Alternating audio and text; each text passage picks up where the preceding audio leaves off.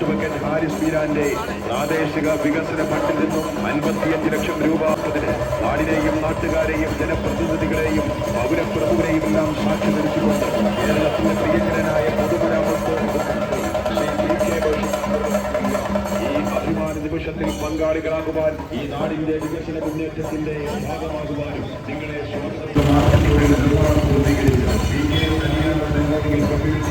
ഉദ്ഘാടന സമ്മേളനത്തിലേക്ക് ഏവരെയും ആർദ്രമായി സ്വാഗതം ചെയ്യുകയാണ്, ക്ഷണിക്കുകയാണ്.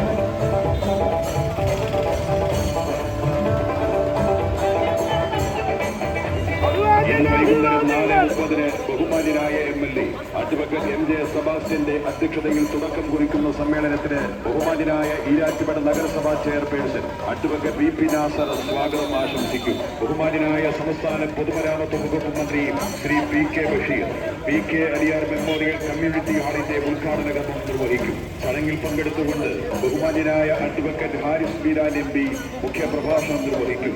ശ്രീ ആന്റോ ആന്റണി MP മുഖ്യാതിഥിയായി പങ്കെടുക്കും. നഗരസഭ വൈസ് ചെയർപേഴ്സൺ ശ്രീമതി ഫാത്തിമ അൻസർ, നഗരസഭാ സ്റ്റാൻഡിംഗ് കമ്മിറ്റി ചെയർപേഴ്സൺമാർ, നഗരസഭാ പാർലമെന്റ് പാർട്ടി ലീഡർമാർ, നഗരസഭാ കൗൺസിലർമാർ, വിവിധ ബഹുമാന്യനായ MP അഡ്വക്കേറ്റ് ഹാരിസ് ബീരാന്റെ പ്രാദേശിക വികസന ഫണ്ടിൽ നിന്നും 55 ലക്ഷം രൂപ അനുവദിച്ച് ഈരാറ്റുപേട്ട മാർക്കറ്റ് റോഡിൽ നിർമ്മാണം പൂർത്തീകരിച്ച PK അലിയാർ മെമ്മോറിയൽ കമ്മ്യൂണിറ്റി ഹാളിന്റെ ഉദ്ഘാടനം ഇന്ന് വൈകുന്നേരം 4:30 നാടിനെയും നാട്ടുകാരെയും ജനപ്രതിനിധികളെയും